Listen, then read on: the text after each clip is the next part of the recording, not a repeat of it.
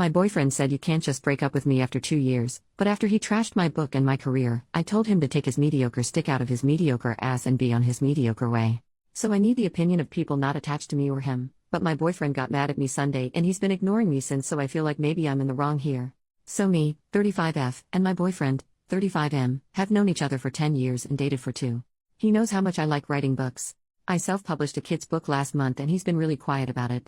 This past weekend at my family cookout my father mentioned the book and how proud he is of me, but my boyfriend walked inside saying he was grabbing our drinks. At the end of the day my parents offered me some money to go to a book convention, and my boyfriend just very loudly scoffed at that. On the way home I asked what his deal was and he said that his job, he's a back-end software engineer, will provide for us and he will let me have my fun as a creative for now, but I eventually have to grow up. I laughed because I just kind of assumed he was joking. He of course was upset. I laughed and told me my meaningless book was objectively illustrated poetry. I shut down and he then was upset that I was acting mad, so I changed the subject. He continued to make my book a topic by jokingly saying my glorified illustrated poetry shows my middle child syndrome, or that I must crave mediocre attention from people. I shrugged and replied, hey, if you think you're mediocre, okay. And moved on. He texted me the next morning saying I tore him down and was being a bully and he was kidding with me, and he hasn't at all responded to me since. I am away on a planned work trip and now I am overthinking it. Maybe, was I the jerk for making that joke? Update, 3 days later. I'm going to refer to my boyfriend as Chris from now on. Hey y'all, I had to post this because what a time to be alive, but I broke up with Chris a few hours ago, boy howdy. He had ignored me for a full day and I hadn't reached out to him because I was honestly fed up with his attitude. We've been together for 2 years and I never have seen him act this way. I flip-flopped between maybe he was having a bad day or something was going on and he transferred his negative energy onto my book, but no, he's just a soggy moldy baby carrot that didn't think I had dreams of my own or I would throw it away for him. Our mutual friends have told me that he had basically told them that I rubbed my success in his face and made him feel like a simp just following his girlfriend around, being ignored when he has a successful business and has the higher paying job. He texted the day after his silent treatment that me not reaching out to him was a sign that I don't love him, and went on to say that I love my book more than I love him because I neglected him while working on it, and then that I didn't praise him at the party as my biggest supporter. The rest of his paragraphs, very long texts, went on to talk about that he had this whole plan that he would marry me and we would be engaged this year. But then you started not listening to me to drop things and focus on us, our lives and the future by taking up hobbies, and that my therapist poisoned me against him. I was diagnosed with depression this year and therapy has helped a lot. It hurt because I felt immediately like all I do is just rubbish to him. How the heck can you say that? I loved him so much because he was someone I thought I would be with forever. Guess not. I got angry and was texting him to ask, what makes you think I don't love you? I'd do anything for you. And just as I hit send, his new message popped up and it said, you wrote your book and you got your party. I assume now that I can finally have my girlfriend back, we can have a talk. I don't think you understand how I want our marriage to be, so I want to make things clear. But then he responded to my message, are you kidding me? If you're not going to prioritize me over a book no one but you cares about, why am I even staying with you? I can go find a woman who supports her man and wants his career and dreams to be successful. So I said alright, go find her. We clearly don't work. Best of luck. Him, wait, are you breaking up with me? Me, what do you want me to do? You've made it clear I am not what you want anymore. Him, you can't just break up with me. Me, Chris, please. Him, you can't just make that decision for me. You can't break us up like this. It's been 2 years. Me, 2 years in which one thing I wanted to do, one thing I was proud to have done, and you needed to shit on it. You've been so sour about it and I don't get it. So get your better woman. Him, but you can't just break up with me. We have to talk. He calls. I decline. Him, pick up. You are being ridiculous. He shows up at my door and the second I opened it trying to push in, but I hadn't left the chain lock on. He was screaming at me. He said I can't break up with him. It's been 2 years. How do I think it will go for me to try dating again after passing the expiration date for children? That's when I asked him to leave or I would call the police. And he said he will never forgive me for this book as it's ruined me as a person, and for some reasons I said, Chris, take your mediocre stick out of your mediocre ass and be on your mediocre way. And then I called my parents to tell them what happened. My mom is over now plying me with a mixed drink and she's been making fun of the repeated, you can't break up with me, line as he said many times in text and bunch in person. She said she was proud because I am usually quite passive and she didn't like him bulldozing over me, and when I asked her what she meant she brought up a lot of things I never really thought about. Chris would shoot me down a lot and I honestly thought I was compromising for our relationship, but it seems to some that I was just letting him speak for me a lot. 2 years. It feels like a blip and a lifetime at the same time. It's hitting me that it's over and my mom is staying over with me. But I have many what the hells to deal with, just not tonight. Small update, the next day, holy hell this blew up. I am usually a Reddit lurker on anonymous mode, so I was overwhelmed in the best way to see all this live and support. It made me cry. Good years, I promise. I cried most of my bitter ones a bit last night on my mom's shoulder. She was right, I don't miss him but the version of him I thought he was. And so I choose to look forward. Mom and I stayed up and read comments together. She's not a Reddit gal but loved all your messages and says she's happy to be the Reddit mom lol. Mom made breakfast this morning and we were eating when there was knock at the door. My mom held a hand up to halt me and got up herself to go to the door and ask who it was. Then I heard her say you have 15 seconds to leave or you're going to be made to leave. I got up to see mom shouting through the still locked door peeking through my peephole. There was someone on the other side talking back to her but she just kept steadily counting down. By the time she got to 6, she had put her shoes on and was holding my broom. I'm not stupid, I knew it was him even then but then my phone went off, and I didn't reply. It was him again. He left flowers and an apology card, along with a stuffed owl bear. Mom asked me if I wanted to read the card and I said I did. It basically was a long-winded apology admitting he was being a jerk but work has him stressed and he underappreciated me in general and it all came out in a nasty way. He's so sorry. He should have given me space and respected me more and will never do it again. He didn't sleep last night feeling so much regret over what he did and will do better. To please call. That he misses me and let's not throw away 2 good years of foundation away over a stupid fight. I handed it to my mother who read it, snorting and chuckling yeah I bet to herself and then stood up and went to the kitchen returning with a trash bag and my cell phone. What's the play, coach? She asked and just to freak her out I took the phone and pretend to call the pizza shop. Yes Domino's, we need a pizza, yes, I'm breaking up with my ex and we need to toss his shit out. All that to say it's now evening? The sun is lower and my neighbors are watching my house as I am in my parents' pool in their backyard drinking margaritas with my sister and brother. Mom tells the story to all of them over and over. I had texted him. Chris, we are done. All of the things you left at my place are in garbage bags on the porch. The neighbors have their camera pointed at the house so please just take your stuff and go. Don't knock.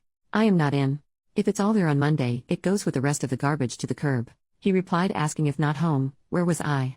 But I won't be giving energy to this. I will spend the weekend with my family and I feel so lucky to have them. I've decided that I will go for another book. For those asking for links to this book already out, sorry, but when Mom and I read the comments she said, don't you dare put your name out there. They all seem lovely, but you don't know what others will do and I feel like if I did, it would be like opening the door to Chris like I did last night. You were right, that was dangerous. But if you are looking to do something nice, I would be absolutely overjoyed if you did one or both of 2 things. 1, love yourself and truly know you deserve love and nothing less and 2, buy books from a locally owned bookstore or buy art from the artist or commission an art piece etc. The art world is wonderful but also a struggle and many aren't as lucky as I am to have a strong support system. So support yourself and your local artist. Thank you all. Another edit. Sorry there were a lot of same questions in the comments. 1. Yes, we were an interracial couple. I am Black, Indigenous, and Middle Eastern. And he is Irish and French descent. 2. No, I do not want children. The moment I am eligible I will be getting that baby store shut down medically. I would adopt possibly someday but I would not and should not be pregnant. 3. Chris and I were friends before we started dating so I thought I knew him and his family well. 4. Mom has always been cordial with him even if she didn't care for him. She did the whole mama thing of hugging him, feeding him etc. 5. Yes Mom will adopt you, she says she sends her heart to you and every hug you deserve and more. 6. Dad didn't come over because and I quote, you wouldn't have wanted me in a space that boy would also be in given what happened so he stayed the course of his trip he was on. 7. I intend to be an author whether it be full-time or part-time. Oddly enough my book sales are skyrocketing a lot online. Second update, 2.5 months later, hiya. Forgot about my post entirely then my friend group chat blew up the other day that my post was read on TikTok and I was like man I forgot to update that. A couple months ago I posted about my ex Chris. It's a bit of a trip to Mordor to explain so you're free to read the old posts but essentially I broke up with him because when I achieved a childhood dream of publishing a book for kids, instead of being a supportive partner he chose option B, being a butthurt needleless porcupine. Ineffective sure, but damn sure he's not. Anyway I posted about 2 or so months ago. To answer a couple questions about it all, yes I published using a popular site, no I can't share the title without outing my real name, and yes I did promote it at local conventions. You guys my book sold a bunch. Like last month I made $500 and this past month I made $700 bunch. Like local booksellers have started selling it and I was featured on a couple websites, TikToks and the like bunch. I will be a speaker at a local to my country book event bunch. A bunch. I have been over the ever-loving freaking moon about it. But of course while all this was happening, my breakup with Chris was also happening. My brother Kate and my sister Lena were up with me at our parents' for the weekend and we ended up making a week of it. Lena is in school and her classes were virtual that week for some reason. She explained it twice but one time I was drunk and the other high so I don't remember, and Kate works for himself and had his laptop, and I had the week off anyway anticipating the breakup to suck raw eggs so my poor empty nest parents had all 3 of their rowdy, loud, rambunctious, crazy, and oftentimes chaotic grown-ass children in their home. I say that laughing a bit because to be honest they freaking loved it. Dad was beaming every single day. He would come into the guest rooms with coffee in the mornings to wake us up because he cooked breakfast every freaking day. And my mom would sit with us at night drinking and laughing. We played all my childhood games like Sorry and Monopoly, and we taught our parents some new ones like One Night Ultimate Werewolf, Sushi Go, and Exploding Kittens. The last of the nights we all were drunk as shit and we played Cards Against Humanity. My siblings and I played Truth or Drink damn near every night. It was the retreat I needed to sort of check out from my real life, but sadly, it didn't last forever. Dad took me home at the end of that next weekend. He wasn't about to let me be in the house unprotected, so my brother offered to stay a week at mine as well. Dad and brother checked the whole property before even letting me leave the car. Dad snapped his fingers and said I half wanted him to be stupid enough to be here before leaving. I did note that the house looked a bit different than I remembered leaving it, but it was small stuff.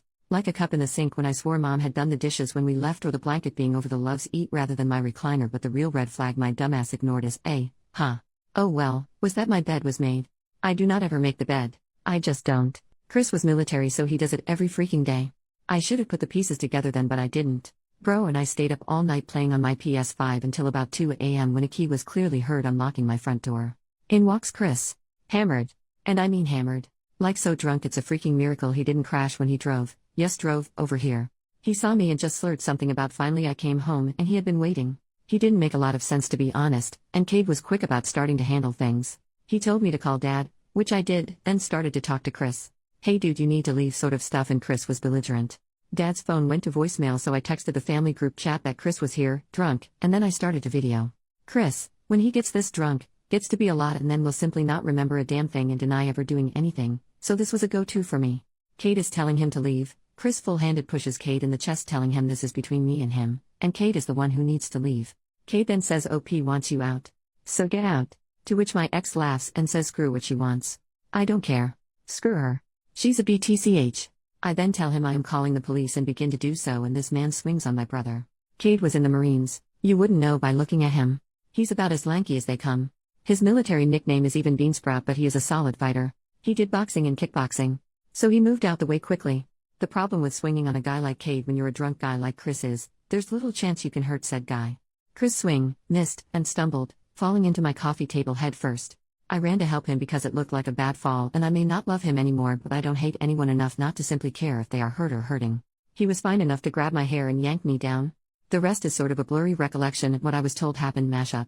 So I go down. He yanked my hair hard enough for the fall to hurt a lot.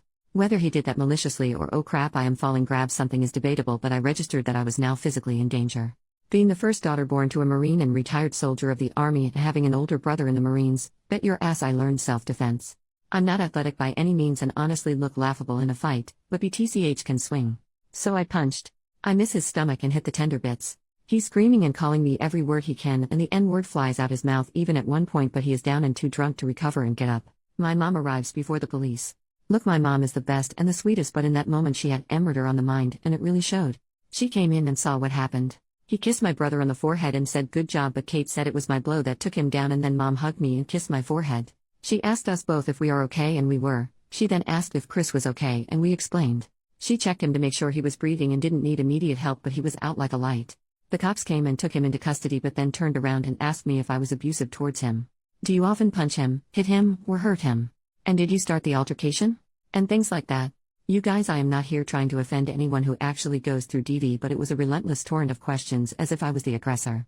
I was questioned separate from Mom and Cade, and I myself am not a very forceful person. I have to admit, I was flustered. I said something like I punched him because he pulled my hair, and they turned it on me like, so you assaulted him for touching you. It was like that. It's all over, and they take him only to release him that next evening. How do I know? Because he called me from jail to ask I pick him up. His parents are out of town, so he begged and begged. I was dumbfounded because hey, there's a legal issue here now because you attacked me. He said he doesn't even remember. There are 0 charges against him. That's right, 0. Dad was furious. Mom took us back up to theirs to be safe, and he called the police about this. He was arrested for a drunken disorderly or something, but that's been dropped. Dad asked, and assaulting a petite young woman? And they said they have no record or me saying I was pressing charges. So my dad handed me the phone and we pressed charges. Assault. Trespassing. Assault on brother. And they said I had to come in. So we did. The whole process was soul-sucking, and the intake officer kept making it seem like we were just the most Karen of Karens to ever Karen. The way I had to explain myself over and over was dehumanizing. I hated every second. Dad took us to dinner after with Mom and sister, and they all asked if I was okay, and I expressed how I felt. Dad was quiet and then said, unfortunately it's like that, and as a young woman of color, I will face it a lot. Chris's family isn't rich. They are well off though, and they also have many members in law enforcement.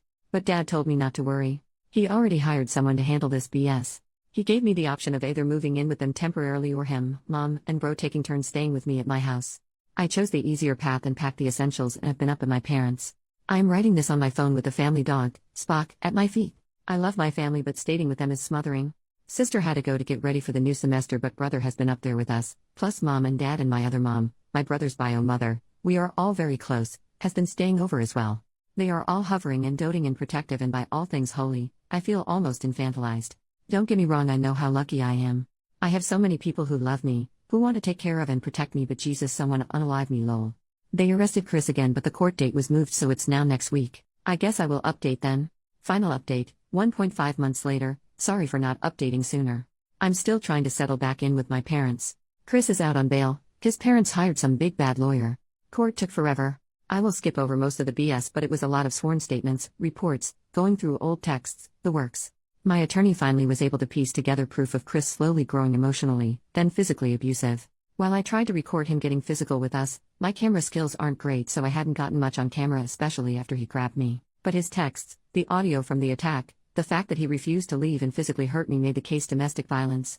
By the rules, the court has in place a protective order, so he isn't legally permitted near me anymore or to contact me in any way.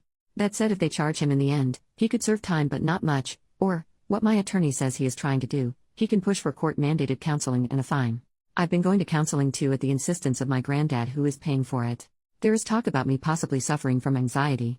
Nothing has been diagnosed, but just the thought that he caused my brain salad to be tossed just makes me mad. Dad is helping me get the house prepped to rent out for now, and I can focus on being around the family. Mom is excited to have me around for the holidays, as I do enjoy cooking and helping with hosting. So I guess that's it.